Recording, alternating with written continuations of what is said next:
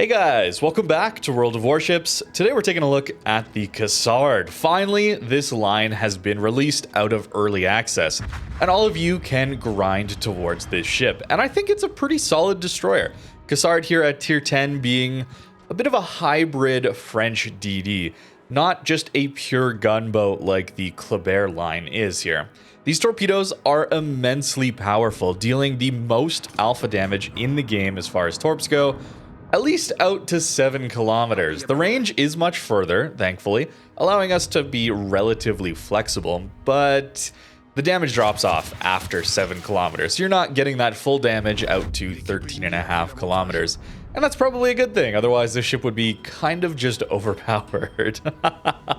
Anytime you get games like this, though, where people are pushing into you, the Torps are going to be pretty good, especially if there's not radars or anything like that, allowing you to use its excellent concealment, like 6.1 kilometer detect, and using that little buffer, that basically kilometer buffer, to get that initial 24,000 damage alpha from these torpedoes. It's pretty good. However, in this game, I'm actually not going to hit many Torps at all.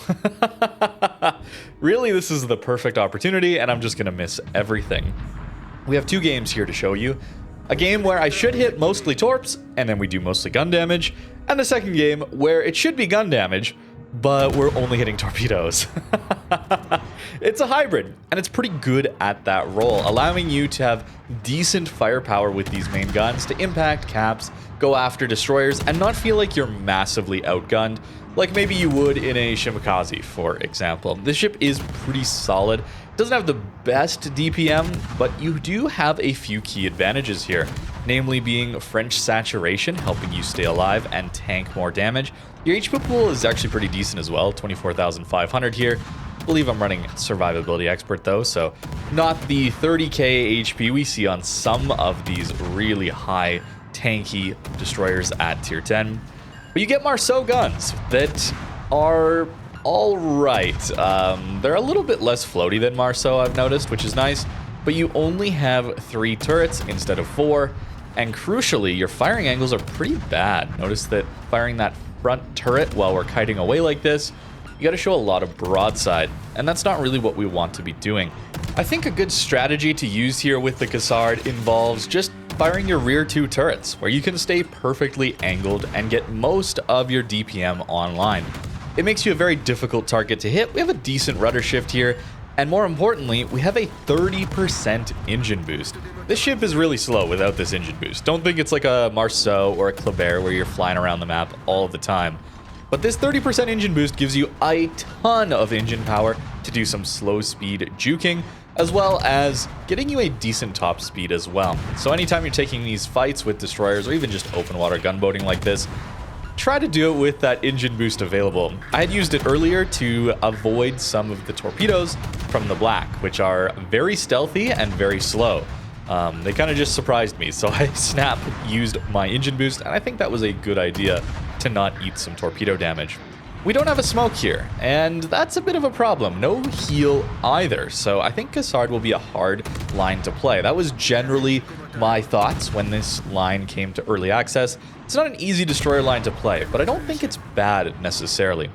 While running away here from this radar, we're showcasing that ability to take very little damage while only showing our rear 2 turrets, not getting greedy for all of our guns, and taking a lot more damage in return. I think it's really, really powerful to be able to do that. Forward firing angles aren't too bad with 2 turrets as well. That middle turret, kind of on a pedestal there in the back, actually has okay firing angles forward. Not the best, certainly, but not bad. I still don't want to be pushing in towards other people, though. That's a really bad idea, where you're going to take much, much more damage. You're obviously at a disadvantage when you're pushing in this game, and this ship really is just set up to be a kiting, stalling ship on a flank, or to farm over islands and slowly push different sides of the map. I really don't want to be full sending it into destroyers. Even weaker gunboats or torpedo boats, for example, it's not really what I feel like this ship is good at. We're better at a flank like this, where we're almost all alone, and the enemy team is forced to deal with us if they push even further. oftentimes, this is exactly why I'm telling you guys, never ever push spawn. It's always a bad idea, man. It basically is always a bad idea, I should say. There's like maybe 0.1% of the time where it's good, but it's so much better to just go defend the caps you have or to deal with the enemy team that's pushing on the other side of the map than try and push spawns. Cassard will love eating up teams that want to do that.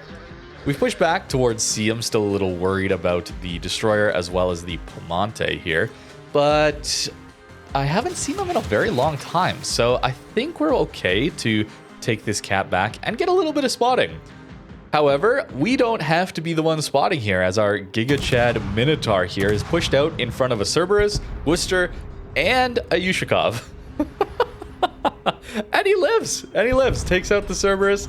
Absolutely insane play. Well done. That is impressive. And he's pushing in for more. Wild, absolutely wild. We got some good players on our team here, hopefully helping us bring back this game. Of course, the enemy team is quite a bit ahead of us, so we got some work to do here to catch back up on points. We got caps back, fortunately, and thanks to our ability to play solo, not really requiring our teammates to deal with a flank like this, I can actually get back towards the C cap here. There's other destroyers where I probably wouldn't have gone for that play. I would have felt like it was too much of a risk. But here, since we're a decent hybrid, allowing us to have good torps to deal with larger ships and decent enough guns to deal with gunboat DDs, I felt confident enough to do that on my own. 2 torps there in on the Ushikov, a little farther range now, so less alpha damage, but still really decent damage out to range. I found that the more I've played this ship, it doesn't actually have that bad at torps at long range, even though that is theoretically the weakness here. Minotaur goes in again and kills the Ushikov. Absolutely insane play from this Minotaur, saving the game, honestly. I don't think I could have rushed in as much as that guy did in my ship and gotten away with it. Although maybe. We'll see. Now it's just the Piemonte to deal with. He has no idea where I am outside of RPF, but that's just a general location. So I could be kiting back towards my teammates at this moment. So we have the opportunity to get the drop on this guy. I'm going to wait here and maybe get some surprise torps. Although he stops for some reason. And the torps are actually out before we get proxy spotted. Interesting. Might be some secret hydros that I don't know about. I'm not sure what that's about, but next level game sense from the RPF, I suppose. That's really the only explanation, right, guys? Anyways, with the game well in hand now, we can just full send at this guy. We'll probably die because Piemonte Sap is absolutely insane, but we've managed to bring this game back with the help of some pretty solid teammates, I gotta say. This game was looking pretty rough, but our super ships have really come through for us, I think, as well as that Giga Chad Minotaur play, just full sending it in. We managed to get some torps. We got the drop on the Piemonte this time, and now his guns are going to take a little while to turn, and we still should be careful, though. This could hurt. Yep, nearly get one shot. That is sap for you, but our torpedoes do manage to clip him, and we get another devastating strike here. So we still got a couple of torpedo hits, but much fewer than I should have, considering the flank I was on, let's be honest. But 176k into this one, and a pretty solid showing for the Cassard. It's a hybrid ship. It's not necessarily going to be the best torp boat or the best gunboat, but it's giving you the opportunity to play either role, depending on what the matchmaker shows at you. And I think that's the real strength of hybrid ships.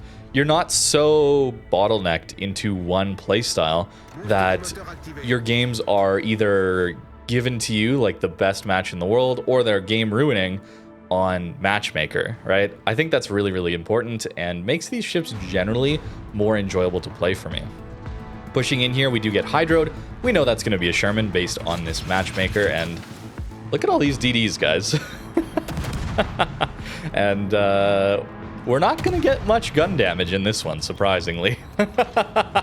Just to spoil it a little bit, this is going to be the torpedo game. To start off, not sure how the Sherman 8 torps with hydro active like that, especially as I was so obviously turning to get torpedoes on him. But hey, I will take it. Also, A good point to note here is to not just full send it at a Sherman. I really wanted to use island cover there to prevent a lot of that damage if he were to push out at me. And of course, we have our teammates here backing us up as well. It's important to know when to play aggressive, how to play around your teammates, or if you don't have teammates around. When you have teammates, you can play a little more aggressively and maybe take some more risks because you'll have their support. Whereas here with this Jutland, that's maybe an example of playing a little bit over-aggressive without his teammates close enough by to help. Depending on if this Napoli was spotted earlier or not, I suppose. I think he probably was. Wouldn't want to be pushing into a Napoli. That's a pretty scary target to deal with. But we managed to sneak up the side of the map here and found the only battleships in the game, really. GK and Palmer in here, although helped with a Napoli. And this is giving us the opportunity to show off these torpedoes. I get within, 7.3 of this GK and launch the Torps. 7 kilometers is the cutoff for that maximum damage, of course, but if they're pushing towards you, you can launch from a little further away and still get the high damage alpha before it drops off. Although he's got hydro, so we do miss these. That is the unfortunate side of Cassard. We only have 6 torpedoes per side, so we're not launching the massive widespreads we might get otherwise. But it does mean we have 2 launches of 6, and that's going to allow us to maybe surprise some people that aren't fully aware of what this ship is capable of yet. I would have thought most people are. You do have to be a little bit worried about multiple launches at a time. We're a bit like a Venom, I guess. Not the reload, I suppose, but the reload's not bad either. That first set of Torps on this side is already back up in 35 seconds. That's not too bad. GK turns away. A pretty obvious turn. I wasn't sure if he was going to fully commit to it, but it does mean we should get some decent torpedo damage in on him. I did spread out the Torps, though, to try and guarantee a few hits here and there, just because we want the floods. We want the guaranteed Torp hits, shall we say. No Torp hit is guaranteed, of course, but we get 1-2 for 32,000 and another one for another 16,000. 3 torpedoes. Doing not quite 50k damage, but like 48k damage, something like that. That's kind of wild. And he was far enough away that maybe he started to get the drop off in damage. I'm not quite sure. But the ability for this ship to dev strike battleships with a ton of HP. I believe in my first initial videos on Cassard when it was early access, I think I dev struck a main. I'm trying to remember though if I actually did or not. We did a lot of damage to a main in one of those videos. Absolutely terrifying for a battleship to be pushing into this. Speaking of terrifying, getting pushed by a Napoli. Land a couple Torps for some decent damage, although saturation has an effect. I think we hit both Torps on his bow, so the first one did decent damage, and then his bow saturated. Secondaries are a problem, of course. We're going to take quite a bit of damage to them. I'm surprised, actually, how much damage we do take to the secondaries. I would have expected some of them to bounce, actually, being sap. But nope, sap is kind of a busted ammo type. And the secondaries are taking pretty big chunks out of us. His main guns were missing us for the most part. But thanks to him getting greedy for his rear guns, he turns away enough that our engine boost is able to take us clear of that spotting range. Very scary to deal with that. If we had a smoke, it would have been much easier, of course. Just smoke up. Napoli doesn't have a hydro or a radar to spot us, so we would have been fine. But fortunately, we didn't take too much damage. I think maybe French saturation helping us there as well. Another torpedo hit in on the Napoli. 18k from this one. Already up to 115,000 damage. And only 5 shells hit from our main guns. That's kind of crazy given the matchmaker. I think I went into this one actually running a full torpedo build, trying to make that build work a little bit more, as I had already had a few games where I showed off the guns. And I got this matchmaker assuming that, wow, what an awful matchmaker for a torpedo build, right? Nope, it just managed to work out this game. We got very, very lucky. Speaking of lucky, random Torps intended for maybe where the Napoli goes just happened to find the Sherman that's been dark forever. Very, very fortunate for us to land those. That is very unlucky for that poor Sherman there. And to end the game, it's just the Napoli left over, and I believe our teammates will get this guy. So 123 into this one, a little more damage in the previous one, but I think showing off what this ship can do, both with the gun power and the torpedo power.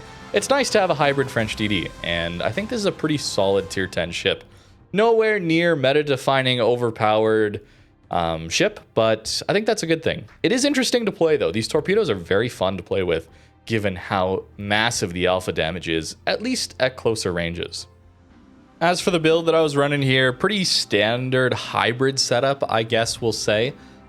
For the commander, at least, we run some guns, but also do dip into the torps enough.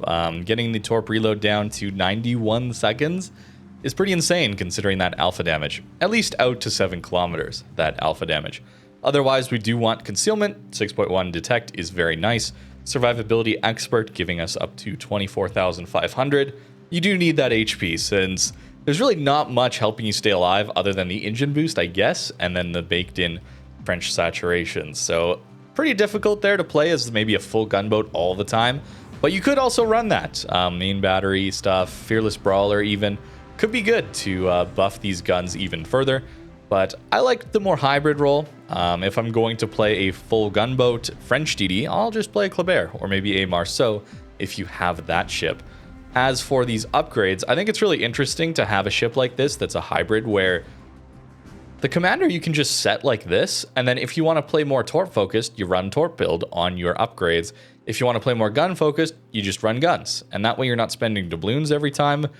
It is a lot of credits to swap them over, right? 3 million credits. Well, I guess I have one in storage or whatever, but 3 million credits to buy another module, and then another one, 500,000 here for aiming systems to swap. But you don't need doubloons to swap between gun focused and hybrid focused or torp focused one on the Cassard, which is pretty cool. And that's really about it for the build. Armor-wise, there's no like special plating or anything like that. It's just the French saturation. So the bow and stern sections have lower initial HP, and because of that, they saturate rather quickly, or that HP depletes, and then any subsequent hits to these sections of the ship deal very much reduced damage. I believe the center of your hull is still taking massive damage for the most part, doesn't saturate quite as much, so if you're fighting these things, try and hit the hull, but or the center of the hull here. But again, if you just angle like this, firing 2 guns, maybe wiggling back and forth with your engine boost, you're pretty hard to hit. And then they're likely to hit your stern, actually, and that's going to saturate. That's kind of the way to stay alive, I guess.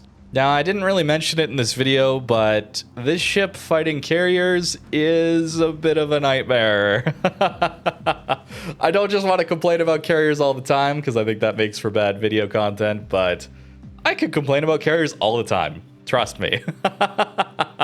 This poor ship is basically, if the carrier comes after you, it's like, all right, accept your fate, click the battle on button, and then try to get better matchmaker where there's no carrier, or the carrier just doesn't go after you. In all seriousness though, the advice would be to stick around your teammates with good AA. That's really the only thing you can do. It sucks, but that's all you got, unfortunately. That's gonna do it for the Cassard though. Thank you very much for watching, and have a great rest of your day.